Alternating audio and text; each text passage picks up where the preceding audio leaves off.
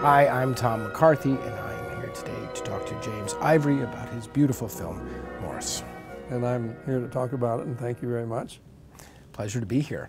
So we had I had, I should say, having been a fan of yours for so long, the distinct pleasure of sitting in this theater and watching the film again with you. And I haven't done that very often with directors, especially directors that I admire as much as you. And it's a really fascinating opportunity. Now, of course, we just watched the film, but there are a few moments where we had a little back and forth during the film.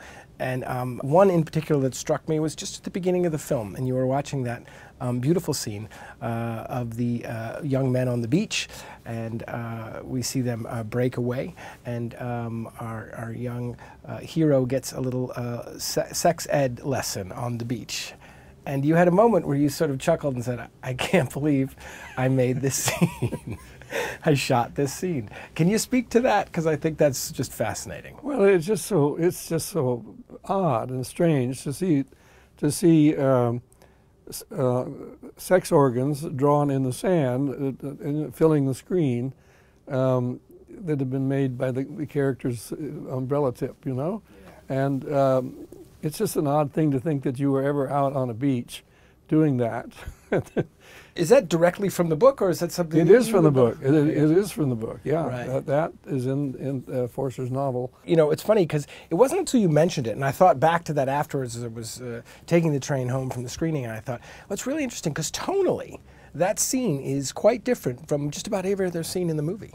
Like, it really has this sort of odd sense of humor and whimsy that really invites you, because the movie opens with this, you know, beautiful lush shot of these young men kind of coming out of the dunes led by their professor and kind of breaking off to play and mess about, and there's kites happening, and then he breaks off and they have this conversation which quickly gets quite comical in a way. But you realize as soon as you understand the story the kind of implications and the importance of that scene. And it works seamlessly ultimately. But it wasn't until after kind of reflecting back on it I thought, wow, that was a really sort of brave way to start the movie. But one of the things that was helpful was that all the anatomical parts were in Latin, which was funny in itself, and the way it was described by Simon Callow. Was it ultimately how the movie always started? Because I know we had talked a little bit about the script stage. It was that was always to be the beginning of the movie. Yeah. Okay. And can you speak a little bit to that? Because we were just talking about it briefly before we started shooting here, but a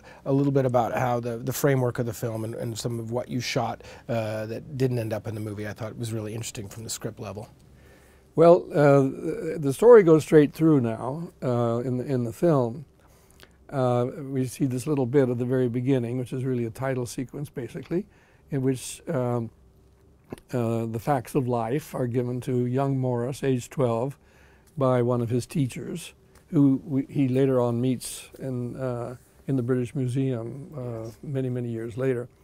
But no, it was all there in the book, and I'm not sure all that dialogue exactly was like that. We had a very clever scriptwriter, Kit Hesketh Harvey, who's actually a songwriter, and I think he came up with a lot of that business, the Latin things. That's the first time you worked with Kit, right? Yeah. Right. Yeah.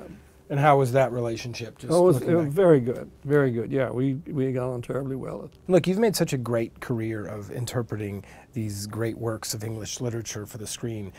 You know, in this story, it particularly struck me because I hadn't seen this movie before we sat and watched it in probably about 15 years. And it was so, you know, it was almost fresh in that way. And what really struck me, both as a screenwriter and ultimately as a filmmaker, is the kind of, the sort of, it never felt overly structured to me. There's this beautiful flow that just feels so real to life. And I think it's so, you know, sometimes when you're dealing with such great novels like this, it's so difficult to capture.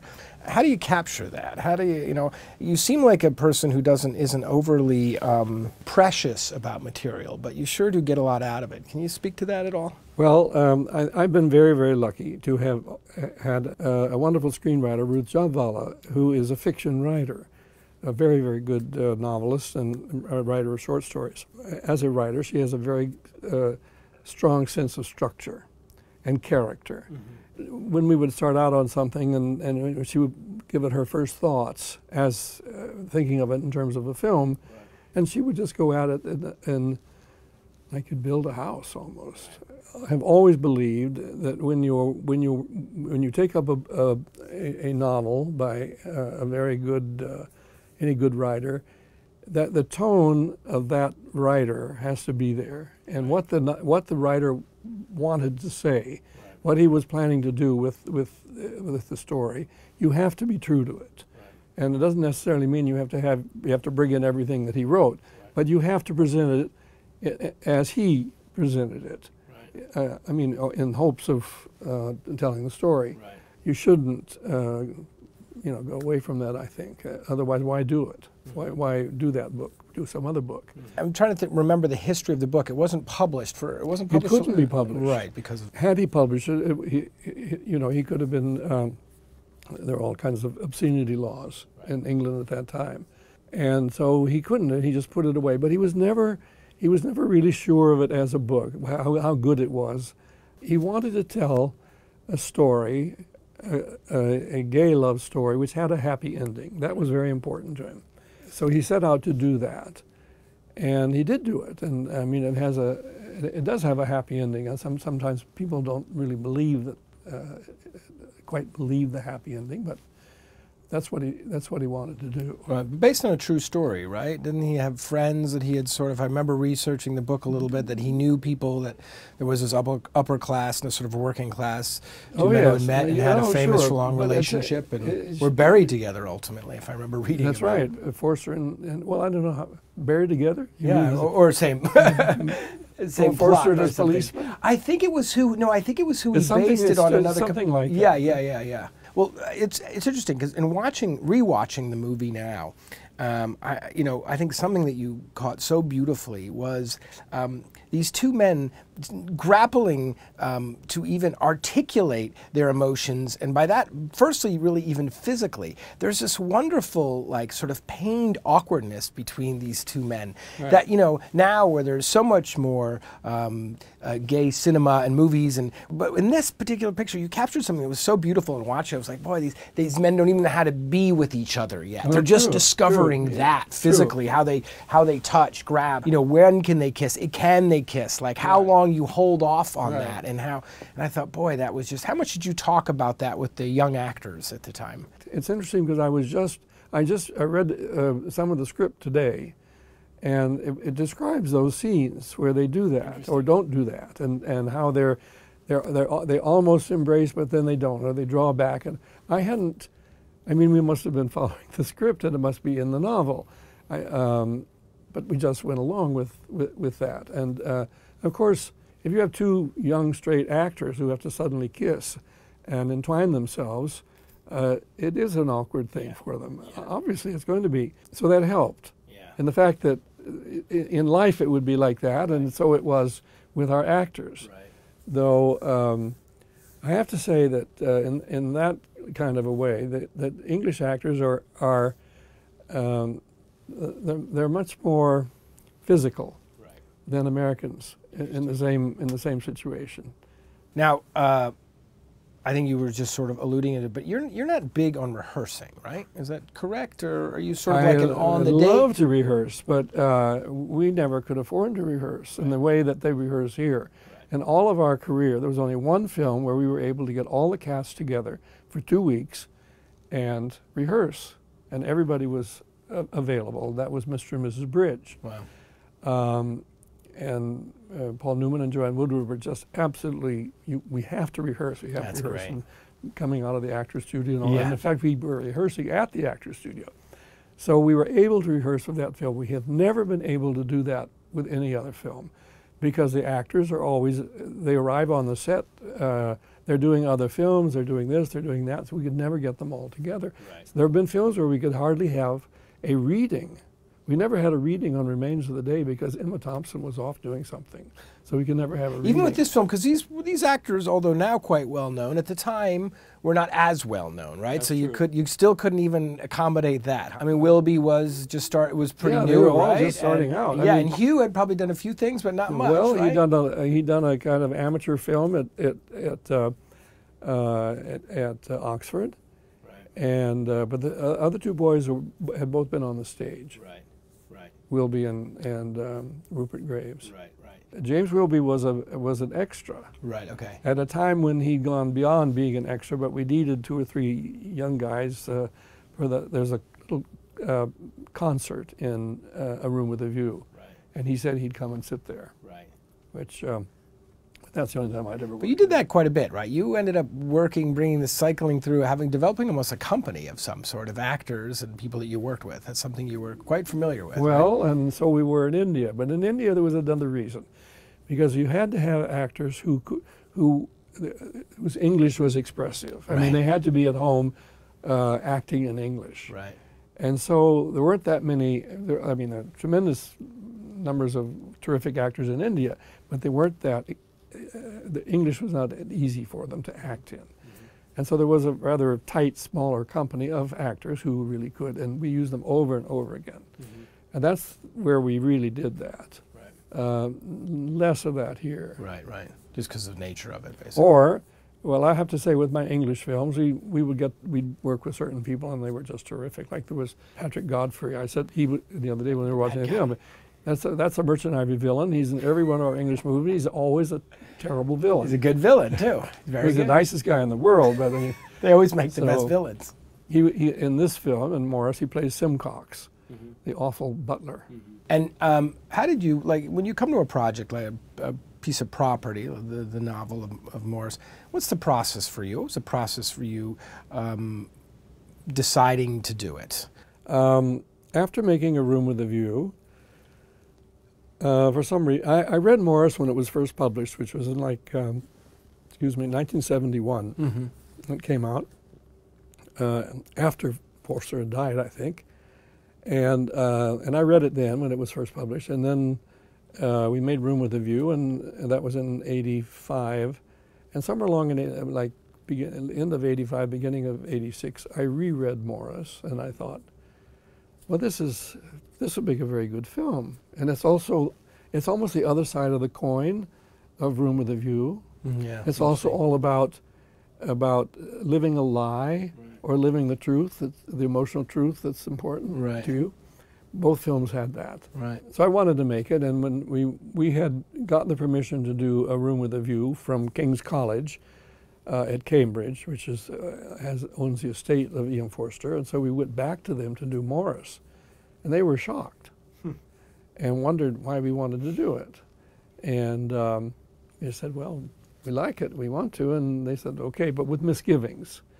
And I think it was the subject matter partly, but more was that perhaps if the film didn't turn out well, it would be bad for the reputation of Forster as a novelist, and therefore for them, who had his estate and all his novels to sell, but it didn't work. So they were protecting the property. They were protecting the property. But even before you got to that stage, with Ishmael, with your camp, like sort of how were those decisions processed? Because you guys just were so good at it as a team. Can you talk about that? Was there much to it, or was if we were doing a book, they would come from different sources. Right. Sometimes I would suggest something. Sometimes Ismail was keen on something, or Ruth would suggest something. I mean, we'd read them, and were those debates spirited? Very sometimes, yeah. Were there some that to this day you still think, you disagree, those debates, do they go on and on and on? Well, Ruth never wanted us to do Maurice. Interesting. She never wanted us to. She said it's not a really good novel, and do something else. Is that why she wasn't involved in the scripting? Well, she wasn't. She was interestingly involved in that she read the script, and she pointed out some things which were weak and which we might have strengthened, how we could strengthen the story. For example, Risley, the young English Viscount who is set up by the police and a guardsman to be caught and tried, and then he goes to prison. And she thought that would be, if we build that up, that would be a very good reason for Clive to have his collapse. Remember, Risley went to Clive and said, would you give me a character reference? And Clive wouldn't. Right. And Clive was already kind of shaky with his whole relationship with Maurice, which was kind of beginning to wobble. Right. And she thought that incident of their friend being tried and sent to prison for 6 months at hard labor and all that would be a good. It would strengthen it would strengthen Clive's breakup with Maurice and why he had a breakup and so on. Fear and loss of his good name because he wanted to go into politics. And that was her idea. It isn't really like that in the book at all. In fact, that is one of the things that people never really bought in that novel, in reading the novel. Clive goes off to Greece, and supposedly he's had some change of heart. He goes off gay or not entirely gay, but at least in a relationship with a man, a strong emotional relationship with a man. He goes off to Greece to get over that, and he does get over it. And it's suggested that he's changed. He has changed himself, or the Greece has had an influence on him, so that when he comes back, he's able to deal with Maurice, because Maurice immediately leaps on him and all this sort of thing, and Clive has been changed. Well, that was never very convincing for anybody reading the novel. They wouldn't, today particularly, about people being changed, that they could be changed. They would never be accepted. And but in 1912 or whenever it was, all these things hadn't been quite. They weren't understood as we understand them now. But it's interesting you say that, though, because in watching it again, it was very clear to me, and I don't know if this was in how it was being played or directed or acted or all of the above, but I saw it as inauthentic of that character. I didn't see it as the reality of that character, of like, yes, I've changed. I saw it as someone trying to convince themselves, for a host of reasons, if I'm not mistaken, he lays out, but won't life be easier and better with all these gifts he has that afforded him by right of his birth? That, like, the one thing that could screw that up is being gay, and that could screw it up quite a bit. So it strikes me that he gets away from... And he was talking about the difficulty of carrying on such a relationship, and the servants know everything and they overhear everything, and you can't ever talk about the person you love and all that kind of thing. That seems incredibly authentic to me. And look, maybe immediately now, but even my generation growing up, there was still, men that I grew up with that didn't even come out to much, much later in their life, and still haven't to their parents in some weird, incredible way. It's still there. It's still very present. And living the lie is still there.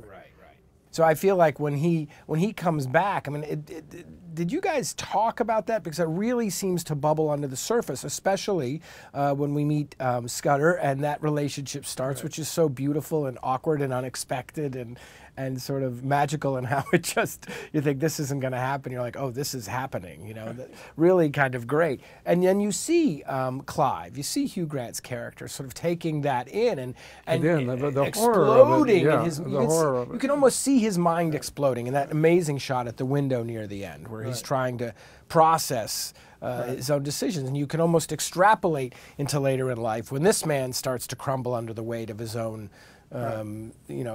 inauthentic decisions, because you can't really get away from that. It's who he is. So at the time, I'm guessing probably not. Was there any commercial concerns about making a movie like this? Were there any people saying, oh, I don't know if there's going to be an audience for this? This is, Nobody said that, and particularly in this country. We never had a problem with it. I mean, it never. Well, the film came out at the height of the AIDS plague, you can call it. And it might have been that the film could have been criticized in all kinds of ways, and particularly for its sexuality. But at that point, 1987, I guess it was, people didn't dare. I mean, I think that no one ever wrote that this was not something that should be put into a movie and we should talk about these things or be entertained by such stories. Nothing, ever. I just wondered if at that level, from a financing point of view, but must your financing... but we had just made A Room with a View for very little money. And we wanted to make this for very little money. Which you did. We weren't asking for more money. And they said, well, okay, talk about track record and all that stuff. So what it came out of that. Right. Had we not made Room with a View and it had been a success, we might never have been able to make Maurice. Yeah, it always makes always sort of greases the wheel a little bit, doesn't it? It's a matter of timing, yeah. Yeah. Was that determined on some level? Were you sort of like, now's the time to make this? No. We sort of have the wind in our back, or really it was No. just the next piece of We material? almost always just jumped into our movies. I mean, Immediately. yeah, if we wanted to do it, then we went about setting it up if we could. I'm just curious, because I'm always wrestling with this as a director. When do you think you knew you wanted to make Maurice, in terms of where you were in terms of the Room with a View? Like, did you know it was going to happen right after? Or did you already have it in the pipeline? Yeah, as I say, Room with a View had come out. It was a big success. And I read the book, and I thought this will make a very good film. And we love working with Forster. We've got wonderful actors in England. We can cast this person as that, and so and so. And Ismail said, sure, let's do it. Right. And then we went to King's College to get the permission. It was set up faster than a lot of films have been. Right. Some films we've had to wait 4 or 5 years to get the money for them. Right. You know, you've had such success with period. I wonder if there's any, probably more than just about anybody I can remember. You are very good at downplaying it all and saying, oh, we're just telling the story. But do you have any, is there anything you kind of like, things that you live by when approaching period, regardless of the specific period, but just sort of things, how do you always make it feel so lived in? So authentic, so true to the period, never pushed. I mean, I see movies all the time that deal with even sort of modern periods, and I'm just like, the movie's all about that. Right. It's all about what they're wearing, right, or what transistor radio they're picking up, or right, whatever, and it immediately takes me out of, I never feel that with your films. I mean, I think it's why people always felt so transported, and you feel so transported by your movies. Anything, or is it just your taste? You have to think of all, you've got to think of every last thing. I mean, as a director, I had to. First of all, is the looks and the physical types of your actors. Some types are not good for a period film. They just don't look right, and the other way around. Right. And then what they're wearing, all those things. I mean, you have to think about it, and everything has to be right. But if you go back far enough in time, I mean, you can try to do that, but the farther back in time you go, the less everybody knows about what was. Right, right. And so we were only back not even 100 years. Right. And there was lots of photographs, and many, many things still existed. Old cars, for instance. There came a time when I was thinking, if I never have to make a film with an old car, I'll be so happy. The amount of time you waste on a set getting an old car to run, you know, and turn over and go. Yeah. The amount of time that's spent on that. And I've also come to think, if I never have to see a big hat on one of my actors again, I would be so happy. Trying to light things like that. Light under that brim. So, but beyond that, is there anything that you just found yourself saying a lot? Like, because, you know, one thing I noticed was how the clothes fit, and it's a great credit to your costume designer and, of course, your production designer who works so closely hand in hand. But they just feel, they never felt presented. They never felt like, oh, here we are, and this, and some things fit better than others, quite honestly, depending who they were. And how also they just felt very lived in. Were there any kind of things that you were constantly saying to people out loud that you remember? Any kind of commandments? I don't really know that much about costume. I mean, it must seem that I do, but I don't. It would seem that you do. We've had the same costume designers for almost all of our films in England. It's John Bright and Jenny Bevan. Right. We've had them for film after film after film. And film after film, of course, was if there weren't English films, the English were very much present as characters in the film. Yep. And they know everything. But that's not only that they know everything, the actors themselves know. An actress, she knows what she can wear and she can't wear. Yeah. And she's not going to put on a costume. And she knows that they know. So they never go in the wrong direction. They go in the right direction from day one. But don't you find that sometimes an actor's instincts will sort of undermine what's really right for the picture in some way? I haven't found that. Okay. Not in period films, no. Okay, good. No, I haven't. And then it would all be arranged between the costume designers and the actors. And then there'd be a fitting, and I'd be shown what they're going to wear. And once in a while, there'd be something I wouldn't like, but it was very, very rare. And once in a while there'd be something that the actress, say, seeing herself in a certain dress, she says, no, I don't want, let's not do this. Or the designers would say, you can't have that, that's not good for you. And it would be taken away. Yeah. But actually, I mean, I learn from them a hell of a lot. Yeah.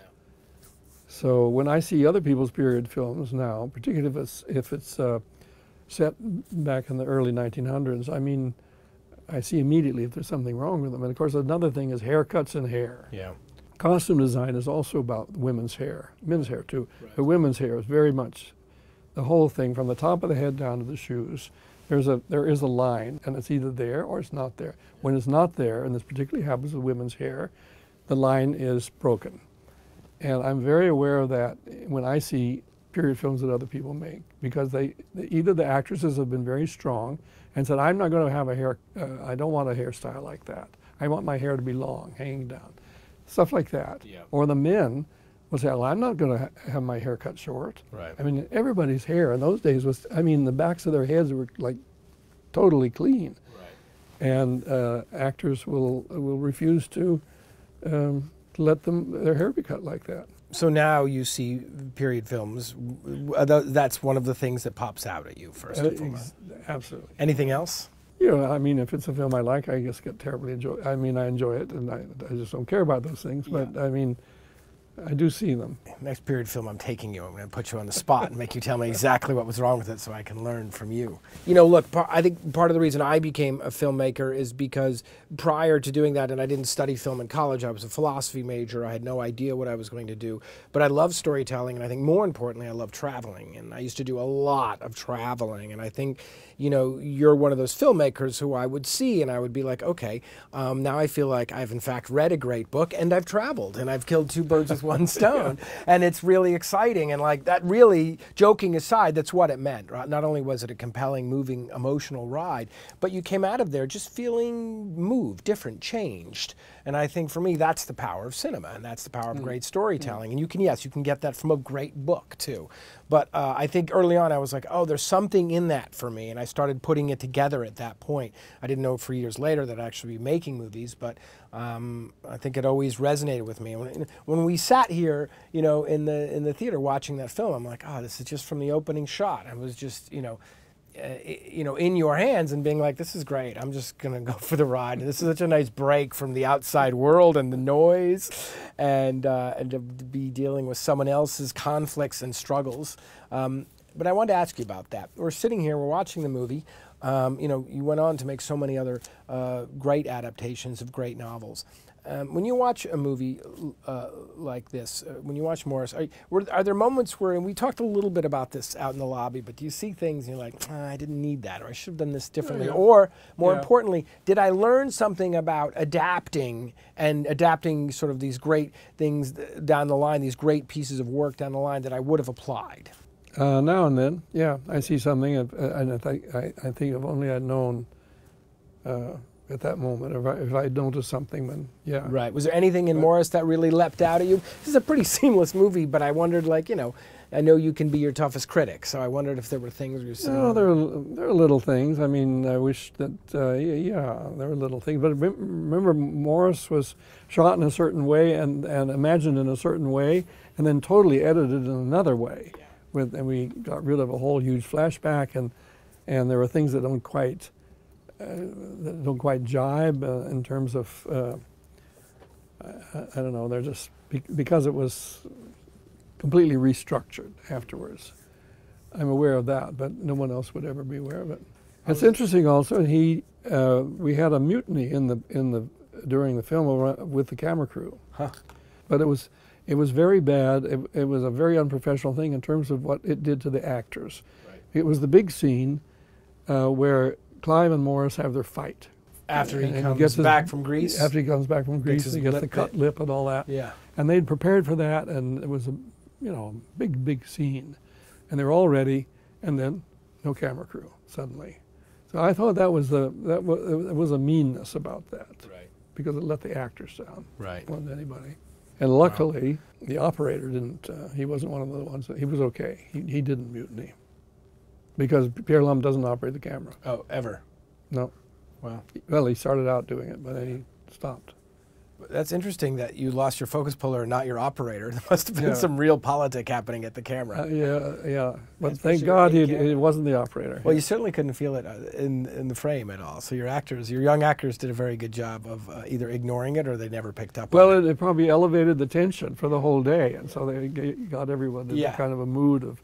Well, there was actually a funny moment in that, because I think I relayed this to you, but in watching that scene and he kind of bites his lip and then, and I'm like, oh wow. And then I believe it was earlier in the film where Clive shows up at the trial. Right. And he's got that split lip. Right. And I thought, you know, and I rarely, even being a director, I rarely nerd out on things like continuity, but I thought, oh, okay, so how did they move that?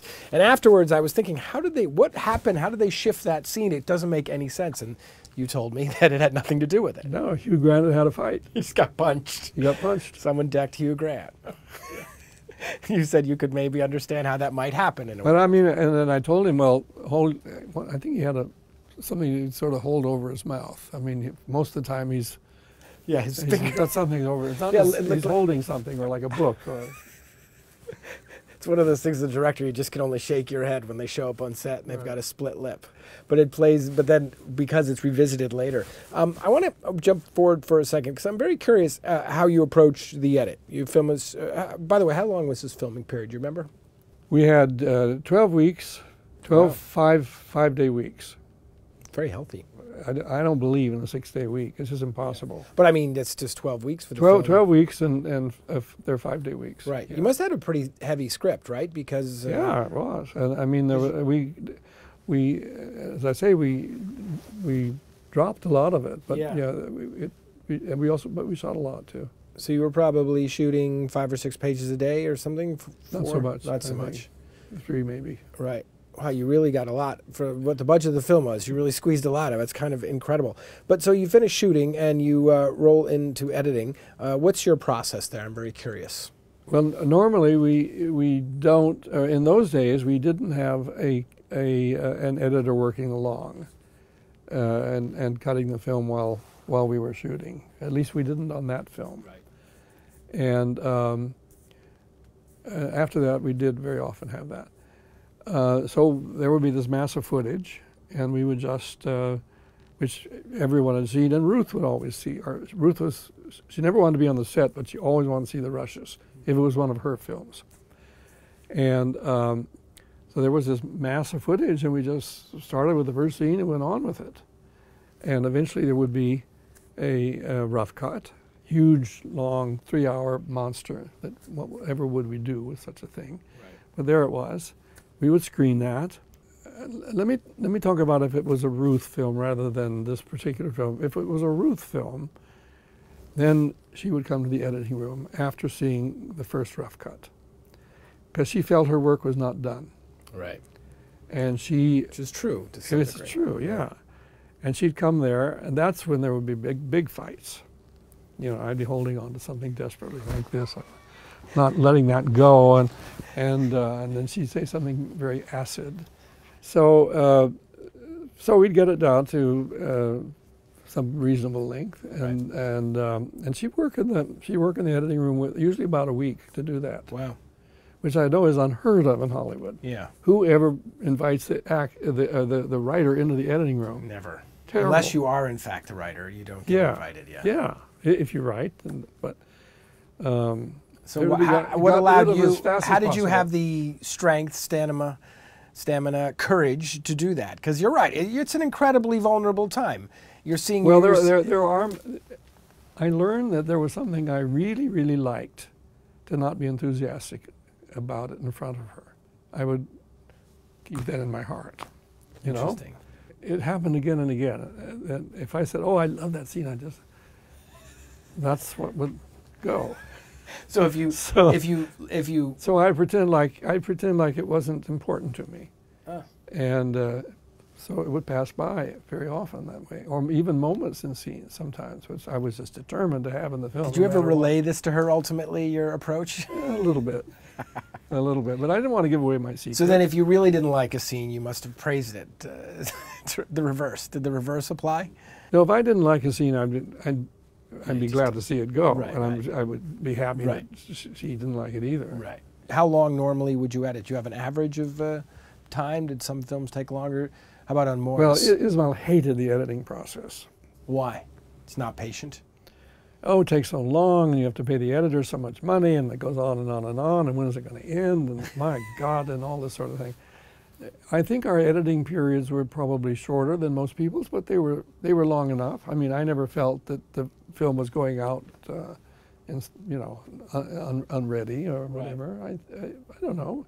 Dependent. We might be in the editing room maybe for 3 months. Right. And then we'd be ready to do the sound editing. And were you someone who liked to screen your various cuts for people? Did you practice that at all, or were you rarely? Rarely. If there was something I was really pleased with, and it looked great, and somebody was up there, come for dinner or something. And right. Yeah, and of course they always wanted to see something. To circle back to the movie, was there you sort of defied the odds with this one, right? A lot of people were just like, it's the book, it's not one of it's much lesser work, and right. Everyone else you picked the great works, and this was not one. Was there something more personal about the film in that regard to you? Was there a reason you're like, no, this is the right story for now? I just liked it. I mean, I liked the setup of the three, and I just wanted to make it. And as I said, it seemed, having just made Room with a View, that it was kind of the other side of the coin of that story, where Lucy Honeychurch in Room with a View is living a lie, and her lie is that she doesn't love George, and I thought the lie here was Clive's lie, that he had passionate feelings for men, and or not as passionate as Maurice's, but he had them, and he couldn't live his life. It's interesting because I have not read the book. In the book, is Clive's lie to himself presented as something he achieved, or is it presented as a lie he has to live with? Or is that something you picked up more? I know we touched on this. No, it just comes out. It right. comes out, and it comes out in his, that's one of the things that Forster's terribly good at, in speech. What speech, you think it means one thing, but what it's really revealing. Yeah. And particularly in terms of class and sexuality. And that's something you seem to get very well, considering you don't come from that. Right? You're just relying on the text. You don't come from a society that relies so heavily on class in our country. I mean, sure we do, but not as distinctly as the British. Yeah, do. I had to learn all that. I mean, I didn't, because we didn't make our first films in India. I mean, in England. We made them in India, and then here. And the whole class thing, I really came to understand because of Forster. And so really you were just relying on the text for guidance there. Yeah, well then I opened up my eyes and ears, and I would see, present day Englishmen and English women, and I learned a lot from them also. Yeah. That was the thing where I was watching, during the film where they start to fall in love, where he meets Scudder, and it's apparent it's more than just a fling, that there's some real incredible connection there. And I'm thinking, can this work? Can this work in this society? Like, how does this... I mean, he's going to seem crazy. I mean, and really, I think the only way it worked was that Scudder went up the ladder and through the window and jumped on his bed. Right, but even after that, when he goes to the boat, to track him down, you're thinking, I mean, Scudder's really in a great turn in that scene after the bedroom. He's the one being like, I got to go. This isn't going to work. Right. Trust me. There's no world where I fit in your world. And, and it's a really kind of interesting, kind of social, a compelling kind of twist in it, where you're like, he understands his place. Well, see, that's what a lot of people in England, and the English, decided about the book that was not really true and real. And it's funny. That might not have happened, it ought not to have happened in some kind of way. It was so unusual that they just couldn't quite believe it. Right. Well, it certainly resonates today. Well, I don't have much else to say, Mr. Ivory, other than this has been such a pleasure, and I will continue to buy you meals, and if you let me, and pick your brain about these amazing stories, because you are, in fact, a Manik Da, a master of cinema, and thank you for taking the time. Well, thank you. Thanks for coming and doing this. Pleasure, of course.